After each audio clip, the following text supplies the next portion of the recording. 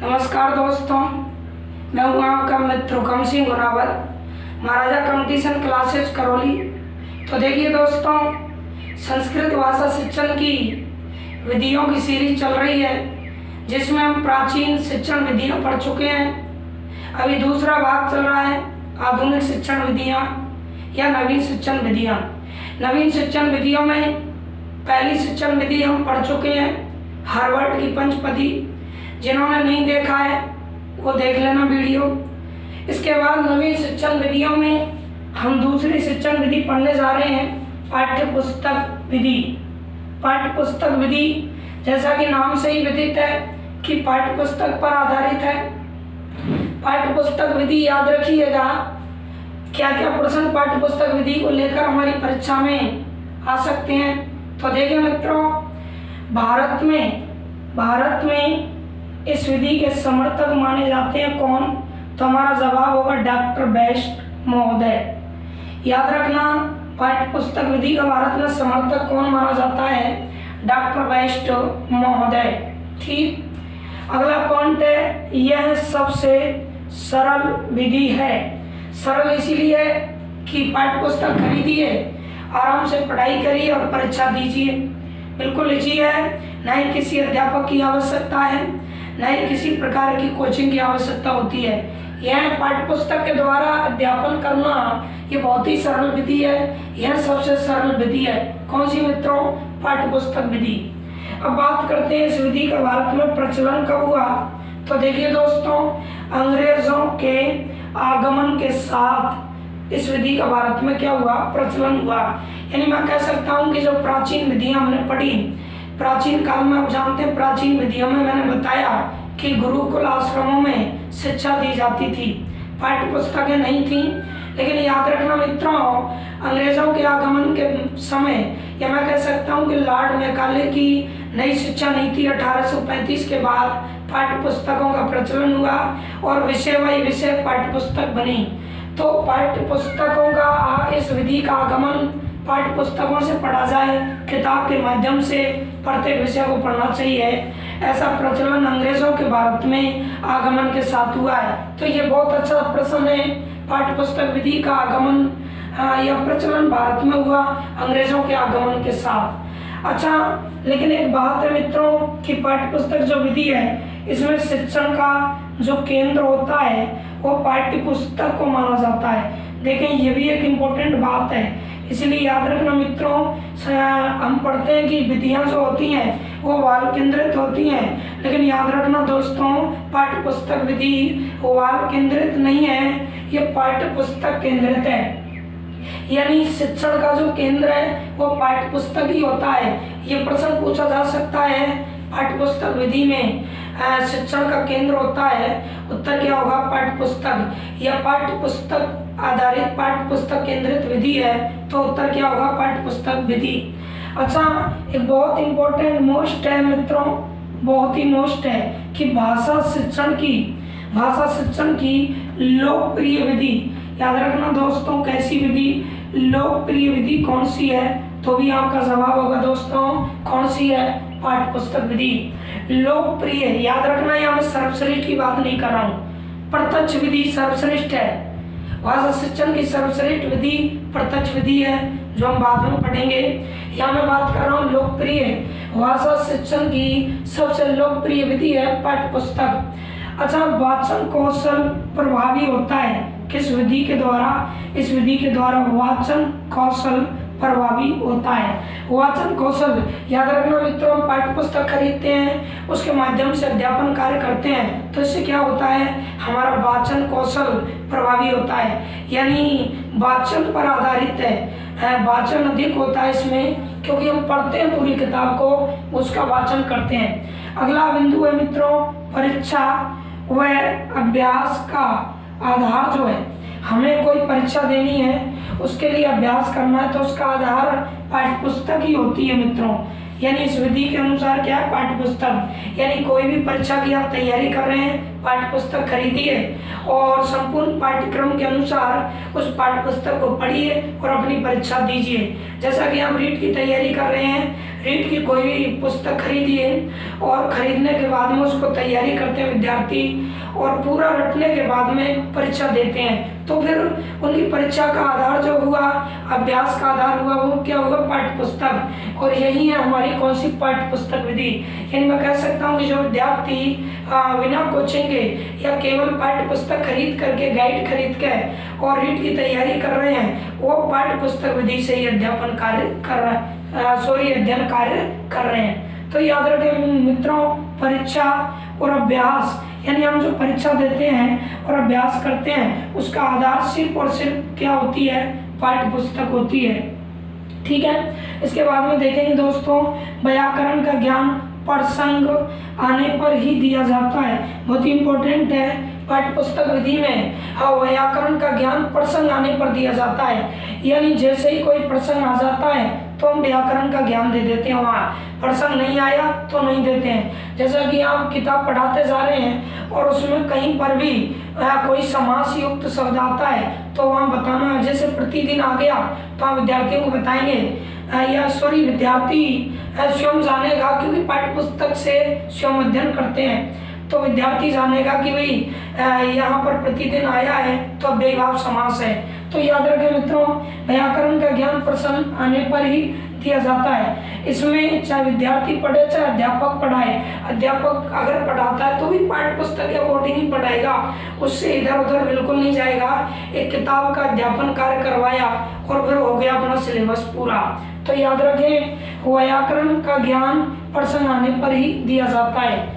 अच्छा, आगे देखते हैं, छात्र शिक्षक के बिना स्वतंत्र रूप से अध्ययन कर लेता है।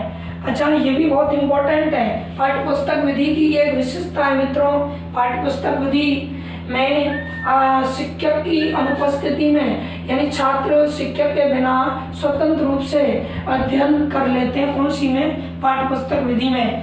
बहुत से ऐसे विद्यार्थी होंगे मेरे साथी जो कोचिंग नहीं करते हैं, ऑनलाइन भी नहीं देखते हैं, और याद रखें मित्रों, वो किताब खरीदते हैं और पूरा किताब को रट्टा मारते हैं और परीक्षा देते हैं। तो पाठ्य पुस्तक से ही वो तैयारी करते हैं, छात्र बिना शिक्षक के यानी स्वतंत्र रूप से अध्ययन कर लेते हैं। ठीक है, अब देख लेते हैं मित्र इस विधि के गुण क्या हैं और दोष क्या हैं। तो गुण क्या है, देखिए, सबसे पहला गुण है कि स्वाध्याय की प्रवृत्ति का विकास होता है विद्यार्थियों में। स्वाध्याय जानते होंगे दोस्तों, स्वाध्याय से तात्पर्य है स्वयं द्वारा अध्याय, यानी स्वयं द्वारा पढ़ाई करना। तो स्वाध्याय की प्रवृत्ति यानी बिना किसी अध्यापक के, मैं कह सकता हूँ कि अध्यापक के अभाव में, अध्यापक की अनुपस्थिति में, या स्वयं सेल्फ स्टडी जिसे हम बोलते हैं, उसकी प्रवृत्ति का विकास होता है इस विधि के द्वारा। कोई भी कंपटीशन की तैयारी आप कर रहे हैं, उसकी बुक खरीदें और तैयारी करें। तो इस तरह से स्वाध्याय प्रवृत्ति विकसित हुई। अच्छा, इसके द्वारा समय, श्रम, धन की क्या होती है मित्रों, बचत होती है। देखो, समय कम लगता है। अभी आप कोचिंग ज्वाइन करोगे, आने जाने में 2 घंटे खर्च हो जाते हैं। श्रम, मेहनत भी बहुत करना होगा। कोचिंग में बैठोगे, वहाँ लिखोगे, फिर घर नोट्स बनाओगे। धन यानी वहाँ आपका पैसा भी लगेगा। इस प्रकार से सारी चीज़ों की बचत हो जाती है। पाठ्य पुस्तक खरीदो और अपना अध्यापन कार्य करो, अध्ययन कार्य करो। अच्छा, देखिए, उद्देश्यनिष्ठ शिक्षा में सहायक है। ये बहुत इंपॉर्टेंट है मित्रों। ये विधि हमारे उद्देश्य को लेकर के कार्य करती है और सभी पक्षों को इसमें हटा दिया जाता है। उद्देश्यनिष्ठ शिक्षण में सहायक है। मेरा मतलब है कि आपका सिर्फ और सिर्फ उद्देश्य है रीट की परीक्षा फाइट करना, और याद रखें, रीट परीक्षा उत्तीर्ण करना ये आपका जो उद्देश्य है। तो किताब को आप पढ़िए, पूरा रटिए, परीक्षा दीजिए, उसमें से कितने प्रश्न आते हैं उन प्रश्नों के आधार पर आपका चयन हो जाएगा। यानी आपका उद्देश्य पूरा होगा सिर्फ और सिर्फ। इससे याद रखना, आपको सैद्धांतिक ज्ञान ही मिलेगा, व्यावहारिक ज्ञान मिलने वाला नहीं है। तो याद रखें, उद्देश्य पूरा होता है, यानी उद्देश्य निष्ठ शिक्षण में सहायक है। अपना काम हो जाए फिर किताब उठा के रख दीजिए। इसके बाद में देखिए मित्रों, अब इस विधि के दोष क्या हैं तो देख लेते हैं। व्यक्तिगत भिन्नता के सिद्धांत की अवहेलना होती है। याद रखना मित्रों, जब मैंने आपको भाषा शिक्षण के सिद्धांत बताए तब बताया व्यक्तिगत भिन्नता का सिद्धांत। व्यक्तिगत भिन्नता का सिद्धांत कहता है कि प्रत्येक विद्यार्थी की जो IQ लेवल होता है, यानी बुद्धि का स्तर होता है मित्रों, वो अलग अलग होता है। कुछ प्रतिभाशाली, कुछ मंदबुद्धि, कुछ सामान्य बुद्धि छात्र होते हैं। लेकिन पाठ्य पुस्तक विधि का यह दोष है कि सभी विद्यार्थियों को एक ही बुक होती है, वो एक ही शैली की बुक होती है। मंदबुद्धि, प्रतिभाशाली, सामान्य यानी औसत एवरेज वाले सभी को वही पढ़नी होती है। आप किसी भी राइटर की, रीड की एक गाइड खरीदिएगा और उस गाइड को सभी विद्यार्थियों को पढ़ना होगा। उसमें ऐसा नहीं है कि प्रत्येक विद्यार्थी के अकॉर्डिंग वो बनी हो, सभी के लिए एक ही होती है। तो इसमें मंदबुद्धि विद्यार्थियों को प्रॉब्लम आती है, प्रतिभाशाली उस पुस्तक की भाषा को जल्दी समझ पाते हैं। तो व्यक्तिगत भिन्नता के सिद्धांत की अवहेलना होती है, यानी एक ही किताब को सभी विद्यार्थियों को पढ़ना होता है। उसमें व्यक्तिगत भिन्नता का ध्यान नहीं रखा जाता है कि प्रतिभाशालियों के लिए अलग स्तर हो या मंदबुद्धि विद्यार्थियों के लिए विषय शैली अलग हो। ऐसा नहीं है, एक ही किताब को सबको पढ़ना होता है, इसका एक दोष है। दूसरा है केवल सैद्धांतिक बल दिया जाता है। याद रखें, सैद्धांतिक बल दिया जाता है मित्रों। कैसा बल? सैद्धांतिक बल, यानी व्यवहारिक या प्रयोगात्मक नहीं है, केवल सैद्धांतिक ज्ञान दिया जाता है। इसमें व्यवहारिक ज्ञान या प्रयोगात्मक ज्ञान नहीं होता है। पुस्तक को रटा जाता है विद्यार्थियों के द्वारा। और याद रखें मित्रों, इसमें स्तर के अनुसार पाठ्य पुस्तक होती है। पाठ्य वस्तु जो होती है, कक्षा 5 का स्तर क्या है, अलग पाठ्य वस्तु, 6 के लिए अलग, 7 के लिए अलग, इस तरह से पाठ्य पुस्तक तैयार की जाती है। तो ये होती है हमारी पाठ्य पुस्तक विधि, जो सबसे समय कम लगता है, श्रम भी कम लगता है। तो याद रखें मित्रों, ये थी पाठ्य पुस्तक विधि। पाठ्य पुस्तक विधि में एक बार फिर से मैं बता दूं आपको रिपीट करके कि बच्चों के स्तर अनुसार पाठ्य पुस्तक होती हैं। जिस कक्षा का विद्यार्थी है उसी प्रकार से किताबें होती हैं। भारत में इसके समर्थक डॉक्टर वेस्ट महोदय हैं। यह सबसे सरल विधि है, किताब पढ़िए, आगे बढ़िए। प्रचलन इसका भारत में हुआ अंग्रेजों के आगमन के साथ। एक और चीज याद रखें, पाठ्य पुस्तक का जनक कमेनियस है मित्रों। कमेनियस हिंदी की शिक्षण विधियों में पढ़ाएंगे। कमेनियस, पाठ्य पुस्तक विधि नहीं कह रहा हूँ, पाठ्य पुस्तक का जनक कौन है? तो कमेनियस है।